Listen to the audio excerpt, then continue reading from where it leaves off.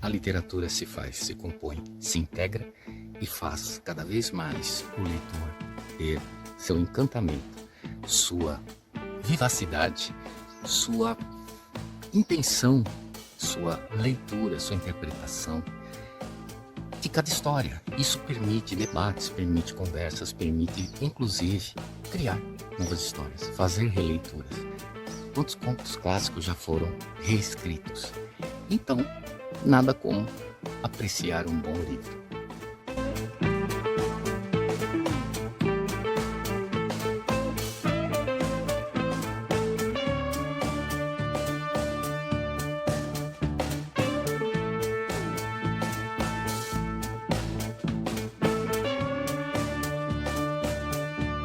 O que é o humor?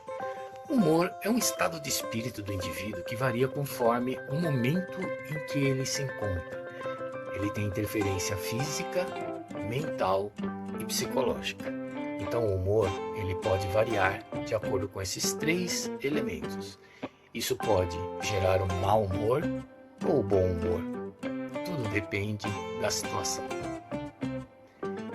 É uma condição extremamente influenciável e depende não só do indivíduo, mas de todo o meio em que ele está presente.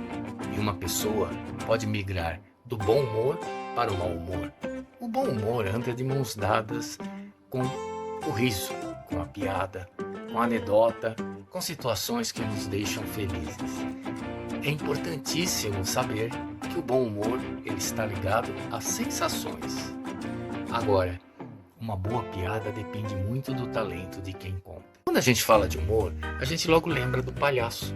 O palhaço, o que é? É ladrão de mulher? Para alguns, talvez seja. Para outros, apenas uma criatura debochada, irônica, brincalhona, que se veste de modo extravagante e que tem o intuito de compor o riso, de trazer às pessoas a alegria, de fazer as pessoas sorrirem, se divertirem. Além da roupa extravagante, o palhaço ele possui também uma maquiagem marcante, às vezes acompanhadas de perucas, sapatos e outros apetrechos que tornam a figura cômica por sua própria natureza. Ele tem uma característica mais ingênua, ele tem uma personalidade muito pessoal, não é um personagem que, por exemplo, é tido como algo construído com um padrão. Cada palhaço tem o seu perfil, tem a sua característica, tem a sua dinâmica.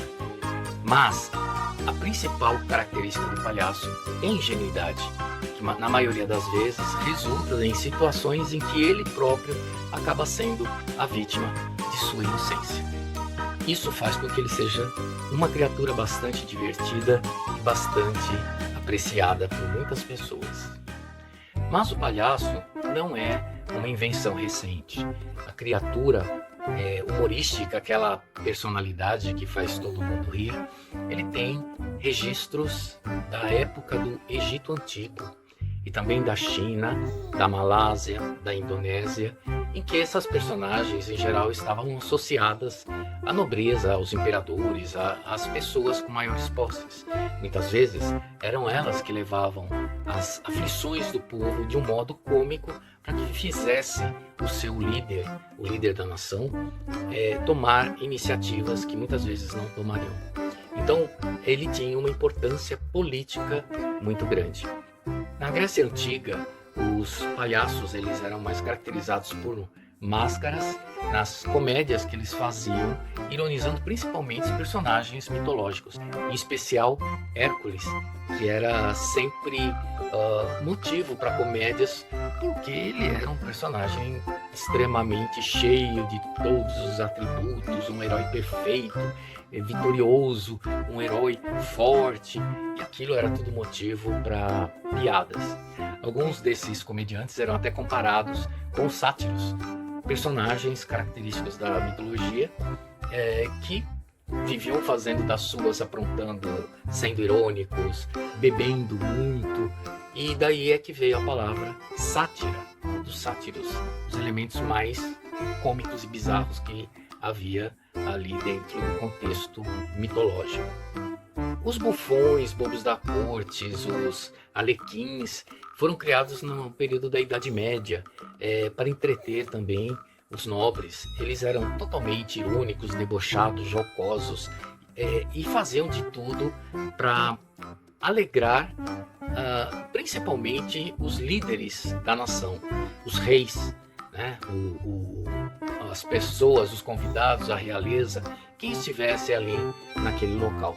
Mas o curioso é que esses palhaços, esses bufões, eles acabavam sendo até por muitas vezes conselheiros dos reis, rainhas e outros membros da hierarquia daquele reino. Isso dava muito poder a eles. Os bufões, alequins e bobos da corte, eles tinham também uma certa desavença com a igreja, que não gostavam deles. Ela repelia, porque muitas vezes a ironia, a piada, a brincadeira vinha diretamente associada aos religiosos. Então havia sempre uma pitada de maldade. Obviamente isso levava o clero à esclerose.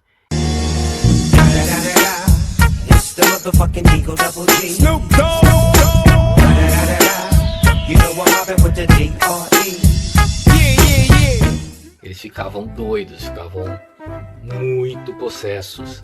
E isso resultou também na ida do palhaço de dentro do castelo, de dentro dos ambientes fechados, para as ruas. Eles acabaram migrando para esse novo espaço, uma vez que a igreja não permitia muito as suas apresentações em locais como teatros ou qualquer outro que utilizasse da obra artística, que muitas vezes era voltada para temas religiosos.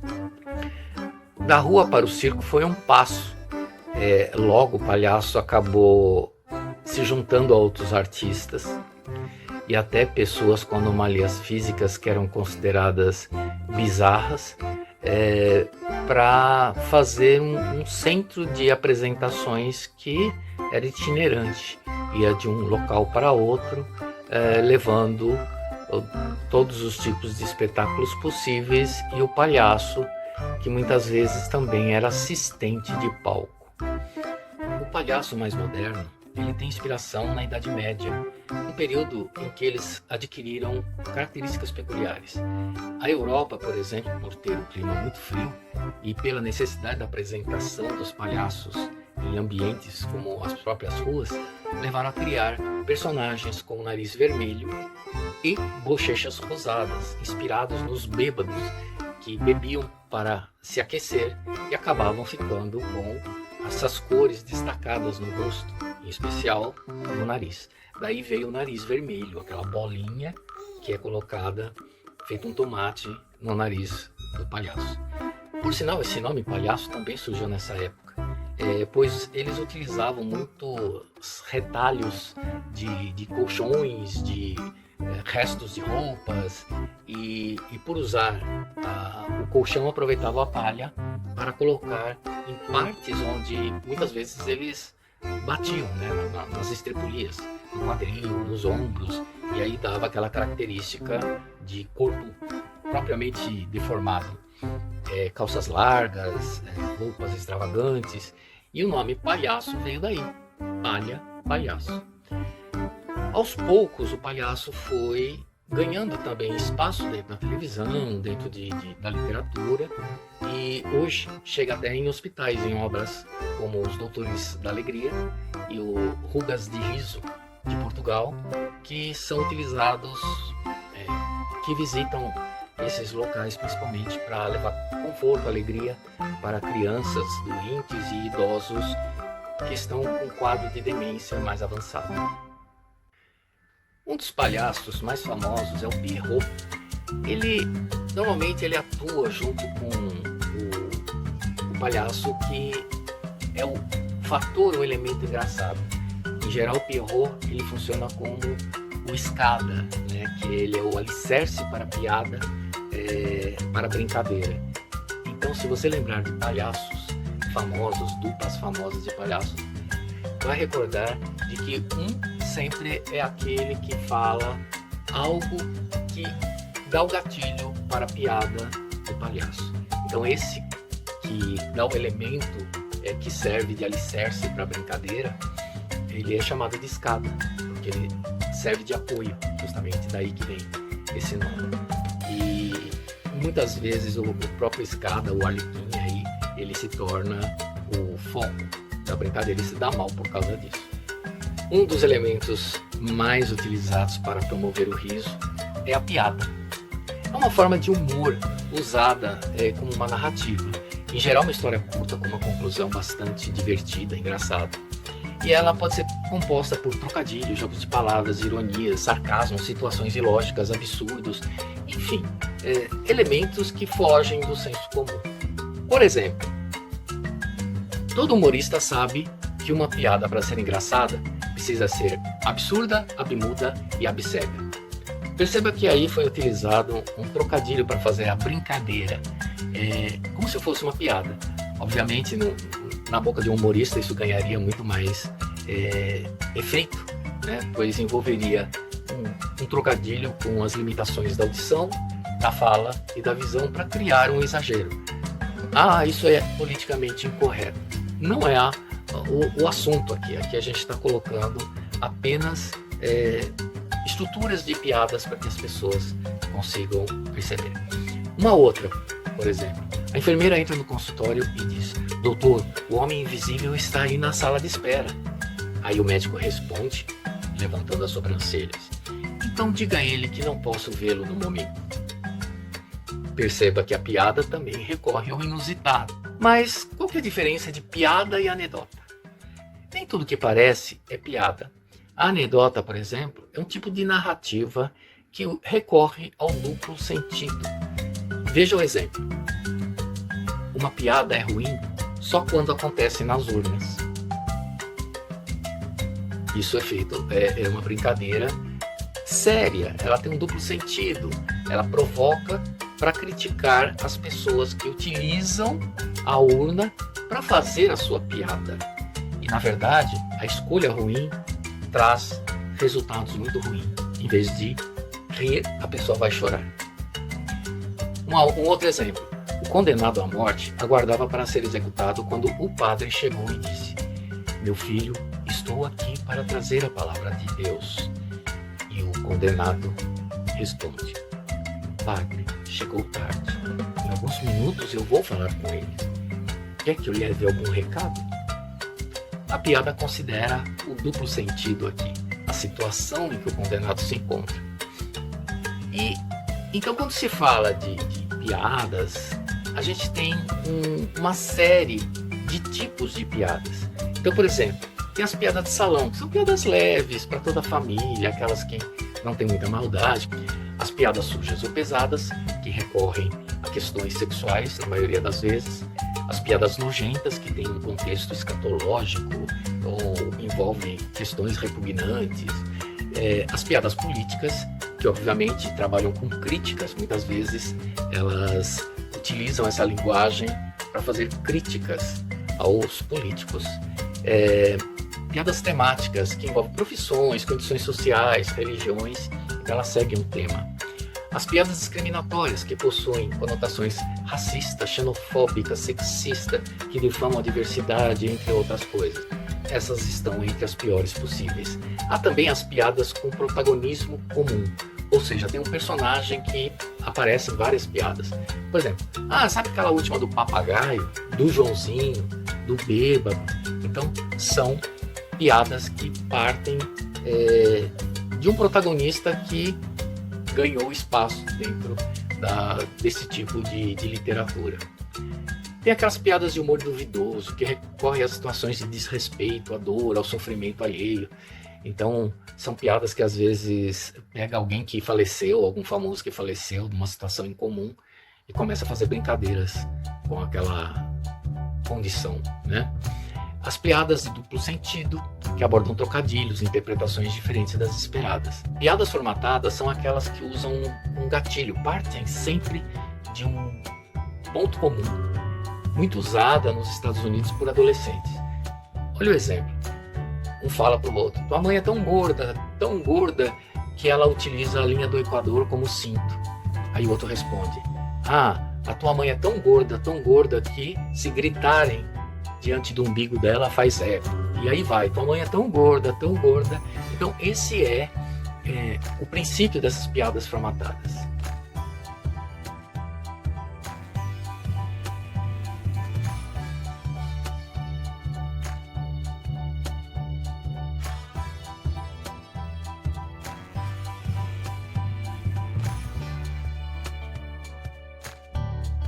A primeira comédia cinematográfica que se tem informação, se tem consenso a respeito dela, é O Regador Regado.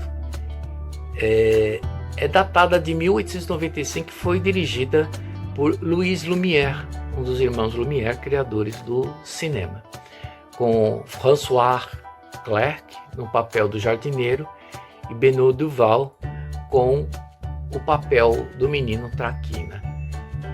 O filme, ele provavelmente na época não possuía sequer áudio, sequer era musicado.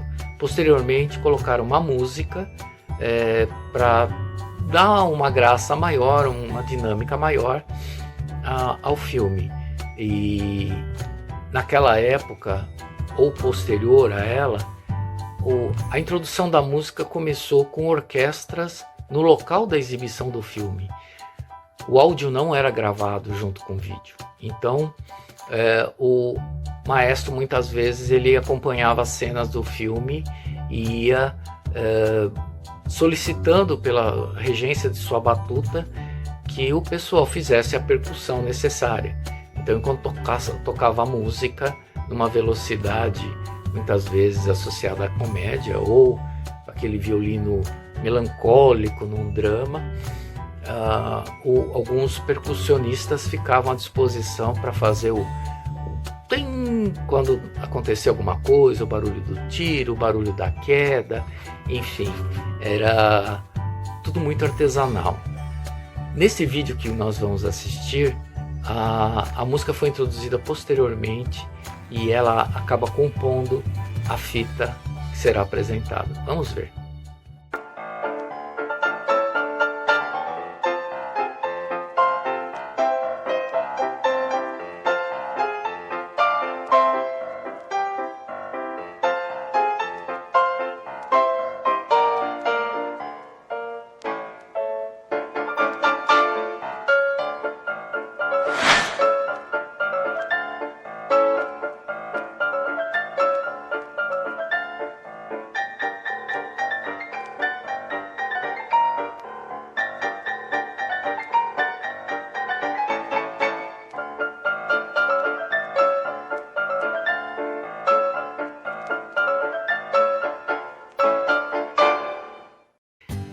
A comédia também foi um dos principais temas usados na época do cinema mudo, principalmente porque envolvia situações com torta na cara, chute no traseiro, perseguições, carro batendo, pessoa caindo e situações muito engraçadas que poderiam ser representadas com facilidade, diferente de um texto que precisava ser enunciado e não tinha como, porque o cinema era mudo, né?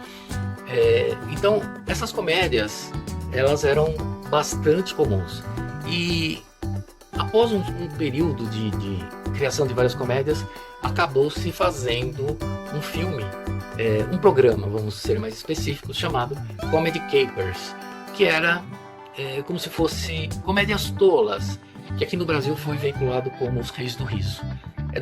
Essa compilação é datada de 1948 e tratava-se de um programa de comédia pastelão, composto por curtas-metragens mudos produzidos entre os anos 20 e 30, alguns até dos anos 40.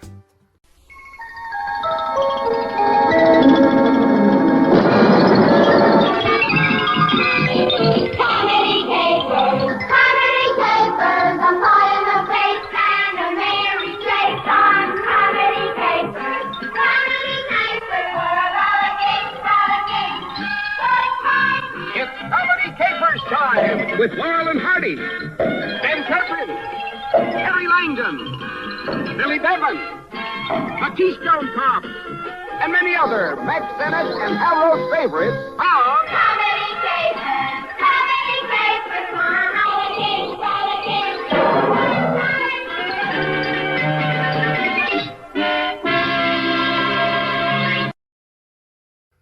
Mas a comédia depende de um elemento importantíssimo, o comediante, né? Que é um artista fantástico.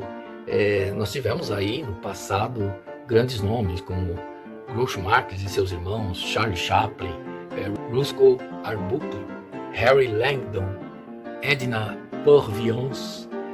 Eram pessoas assim que se destacavam no meio da comédia. Um outro famoso comediante foi Buster Keaton. No filme O Boxeador, de 1926, nós vamos apresentar aqui, ele fazia um pugilista atrapalhado. Como na época não era comum o uso de dublês, né, ou até não tinha, muitas vezes o próprio ator realizava cenas de alto risco.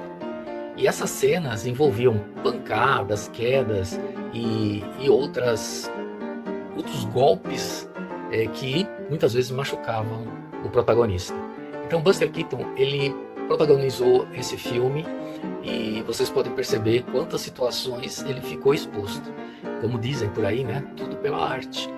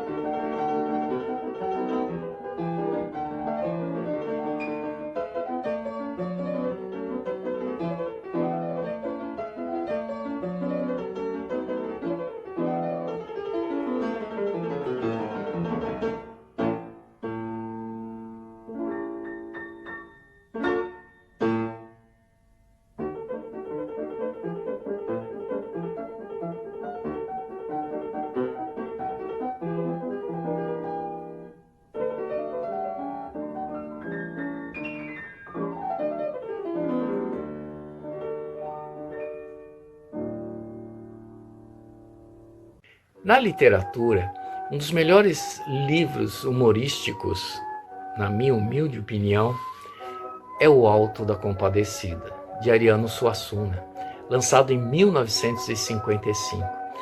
Trata-se de uma peça teatral em forma de alto, em 3 atos. A história acontece na região mais árida do sertão brasileiro, com toques da literatura do cordel e da comédia, envolvendo a cultura popular, as tradições religiosas predominantes, né, entre a população nordestina, daquela época principalmente. O autor recorreu à tradição oral e à classe social dos personagens para compor cada um em uma cidade que é liderada por um major, né, o Major Antônio Moraes, que é um ditador truculento que impõe seu poder contra os humildes.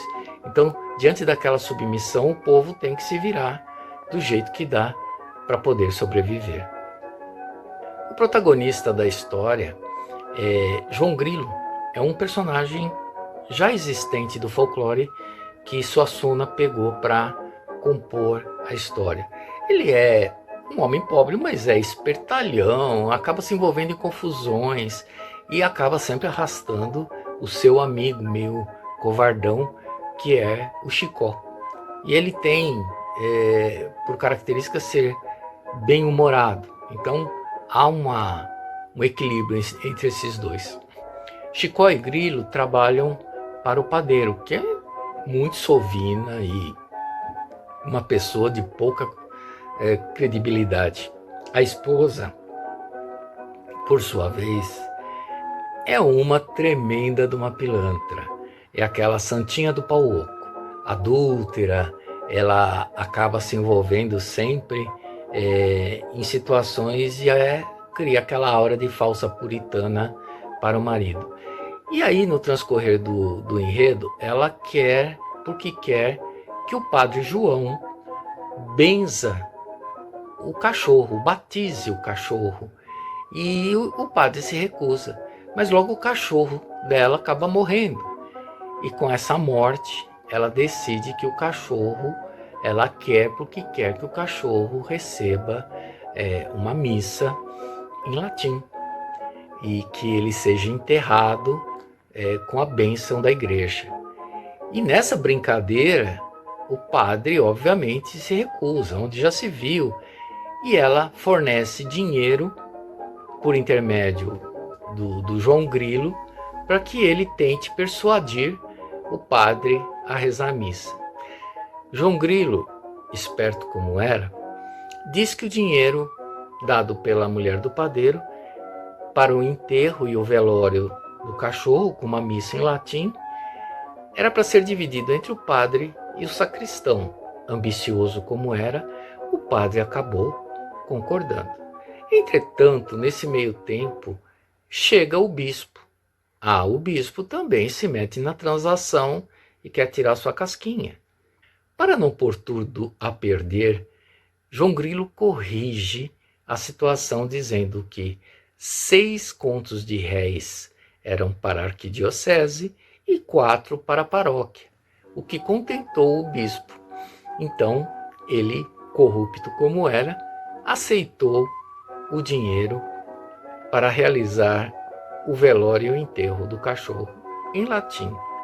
Nesse ínterim, chega o cangaceiro Severino à cidade, e ele, do jeito que ele era, decidiu sair matando todo mundo. Então, ao lado de Cabra, seu capanga, ele foi matando o padre, o bispo, o sacristão, o padeiro, a mulher do padeiro, até que, quando chega perto de João Grilo, ele diz que ele possui uma gaita benzida pelo padre Cícero, que é capaz de ressuscitar os mortos.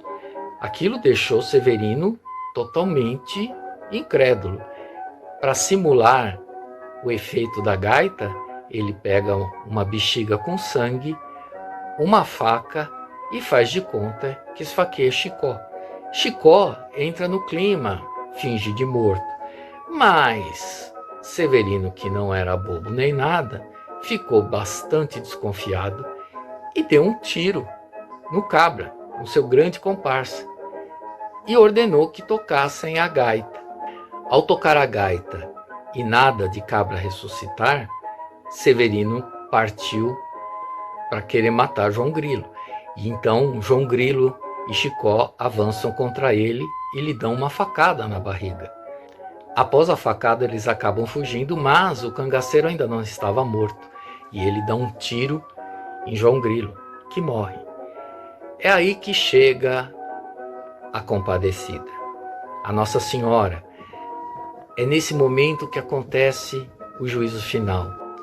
Estão para ser julgados o padeiro, a esposa, o padre, o bispo, o sacristão, o cangaceiro, o comparsa do cangaceiro e João Grilo.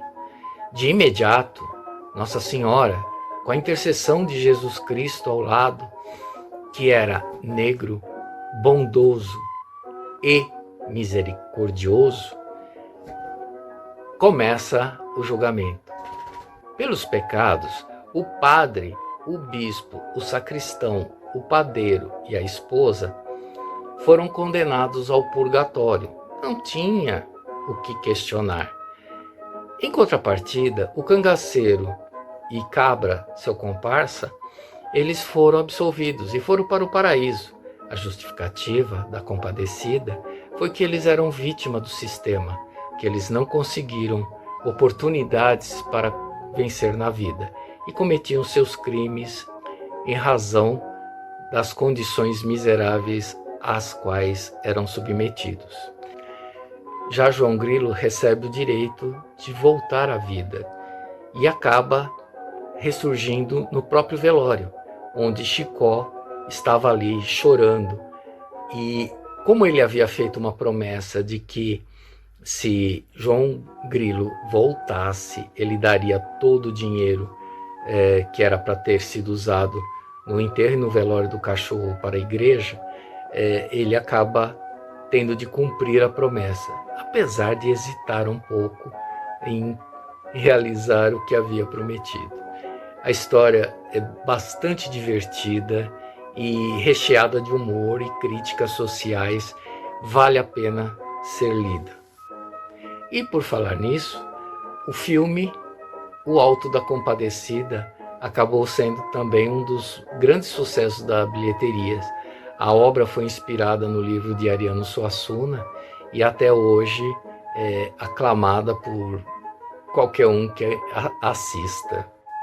Para finalizar o programa de hoje, dedicado ao humor, nada melhor que alguém que sabe fazer rir para falar sobre o tema, o humor como veículo cultural.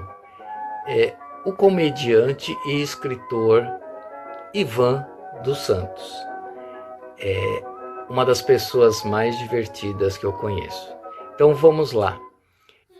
Ele é humorista, roteirista, escritor e ator formado pela Citorne Estúdio de Artes Cênicas.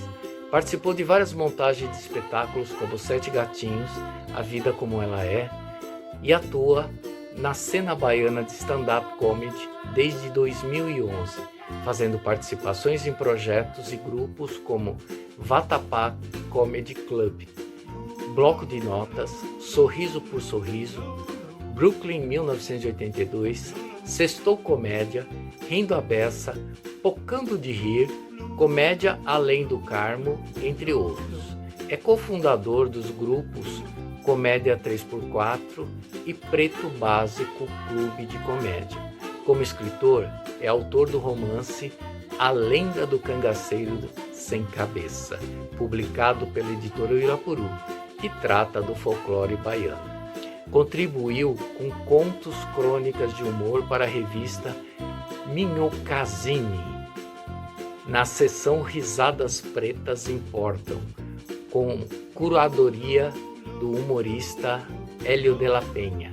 Recentemente estreou como dublador, dando voz original ao personagem Lupin da série de animação Portão Mágico. Ivan também é roteirista adjunto da produtora Mestre Chico Produções. Vamos às perguntas. Não é de hoje que o humor tem servido como leal escudeiro dos interesses sociais. Como você vê o humor neste processo? Por que o stand-up atende a esse quesito e de que forma a política serve fartamente para este propósito? Eu percebo que o humor tem um caráter crítico social muito antigo. Se a gente for analisar as artes cênicas, que é a mãe do humor, desde a sua fundação lá na Grécia Antiga, por exemplo, Aristóteles, no seu livro, né, ele entende que a tragédia grega ela é própria dos grandes homens, como reis, e nobres, e deuses, e heróis. Se o comportamento desviante dessa classe é passível de sanções, imagine daqueles que nem eram considerados cidadãos, que eram camponeses, que eram mulheres, artesãos, pessoas escravizadas, e que encontravam na comédia, né, um refúgio para aquilo que lhe atraía. E muitas vezes o riso era considerado algo patológico, né? E apesar da tentativa de expurgo durante a Idade Média, o riso sobreviveu na figura do bufão, na figura do bobo da corte, que dentro daquela sociedade era o único com permissão para tecer comentários satíricos do rei, da corte, da família real, dos nobres. Você vê que o humor aí já tem um caráter político, né? Tem uma crítica social também aí na figura do bobo da corte, que traz o embrião do comediante stand-up, né? E a comédia, o riso, ele sobrevive mais à frente a partir das comédias satíricas, das comédias sociais de mulher, por exemplo. E quando eu vejo hoje, né, as pessoas criticarem as comédias sobre política, com temática política, eu vejo com certo estranhamento, né? Porque se a gente for analisar a revistas satíricas, como a Mad, como Pasquim, como o grupo Cacete Planeta, que sempre fez críticas políticas, a comédia sempre teve um papel importante, né, em toda a sua história, né? E eu não me refiro só à política partidária, que esse é só um dos elementos da política, mas a política enquanto sociedade, né? Eu vejo que o humor tem um papel importante nesse contexto, porque traz em si na sua certidão de nascimento, né? Traz uma assinatura e é parte do seu escopo. Muitos humoristas têm recebido críticas sobre extrapolar o bom senso e a ética. Qual o seu posicionamento quanto a este tipo de argumento? Por quê? Eu vejo que muitas das críticas tecidas a estes humoristas é totalmente cabida. E entendo que parte muito de uma visão distorcida que eles têm de alguns conceitos, por exemplo, o humor, a comédia. Eu particularmente vejo a comédia a partir de 3 pilares. A primeira, a básica, que é o entretenimento, que é aquilo para que foi feita a comédia e o humor. A segunda, a informação, sendo que existe uma mensagem sendo transmitida. E a terceira, que talvez nunca é tão clara essa função, mas a educação. Você veja que muitos educadores, muitos professores fazem uso da comédia, né, do riso, uma forma de facilitar essa troca de conhecimento, né, a construção de um novo conhecimento. É assim que eu entendo a comédia. E outra questão é sobre a liberdade de expressão, que também está sendo distorcida, que muitas vezes confundem a liberdade de expressão com o discurso de ódio. nós temos uma responsabilidade com relação a isso, né?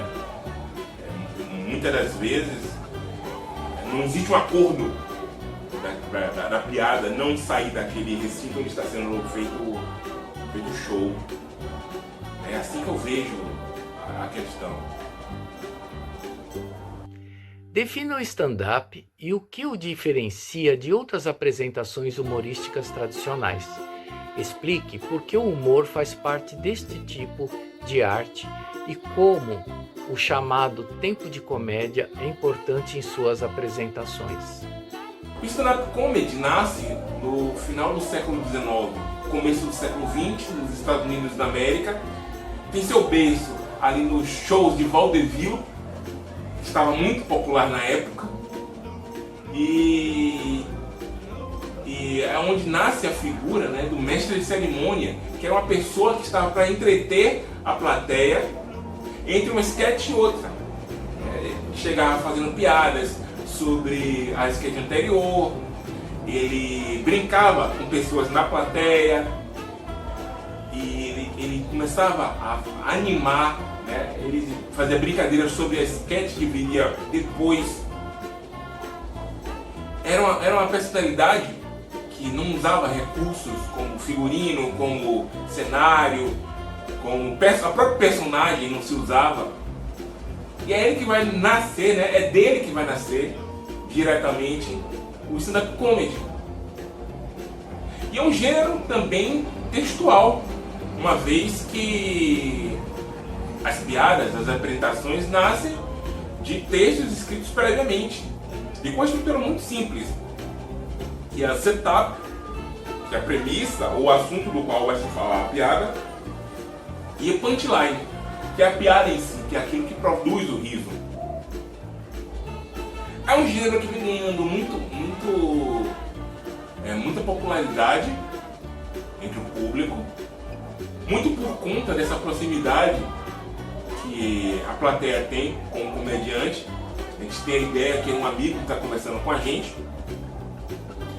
E em parte também por estar dando voz e vez a grupos que não tinham, né, essa chance de fazer arte, como pessoas pretas, como mulheres, como LGBTQIAPN+. E tudo isso vai dando vazão ao stand-up comedy. Quanto ao tempo de comédia, né, ao tempo de palco, é fundamental, porque o comediante, quanto mais pratica, ele mais propriedade, mais se apropria da comédia, né? E dos recursos que ele tem para fazer o riso. E mais ele entende sobre a plateia, uma leitura muito melhor que ele tem sobre o público, que é fundamental, O stand-up envolve improviso, estudo, atualização constante dos problemas e manifestações sociais. De que forma esses elementos contribuem para a construção de uma apresentação e para a sua formação cultural e como ser humano? Sim, tudo isso é extremamente relevante, né, para uma boa apresentação de stand-up comedy. O improviso, por exemplo, vai te dar uma percepção do que está acontecendo. Por exemplo, o comediante ficar antenado, né, a acontecimentos que ele não tem controle na hora. Existe na comédia uma figura que é o heckler, que é uma pessoa que vai pro show só para incomodar. E isso o comediante não tem controle, por exemplo. Ele tem que ficar esperto, né, para saber improvisar caso esse heckler apareça numa apresentação dele. E ao mesmo tempo, né, saber improvisar de uma manifestação da plateia, de um riso estranho. Eu sempre falo para os meus alunos que é uma arte que exige mais leitura. E essa leitura não necessariamente é leitura textual, é leitura de mundo. Precisa conhecer, ler muito jornal, assistir jornal. E isso vai dar munição para o comediante.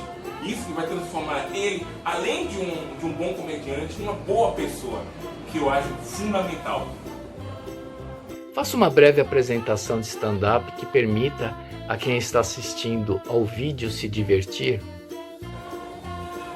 Uma pequena apresentação pode ser. Vamos fazer umas 2 piadas, tá bom? Porque um elemento importante no show de stand-up comedy é a plateia, que é a partir do riso que a gente sabe se uma piada funcionou ou não. Aqui a gente não vai ter a plateia, mas vamos tentar.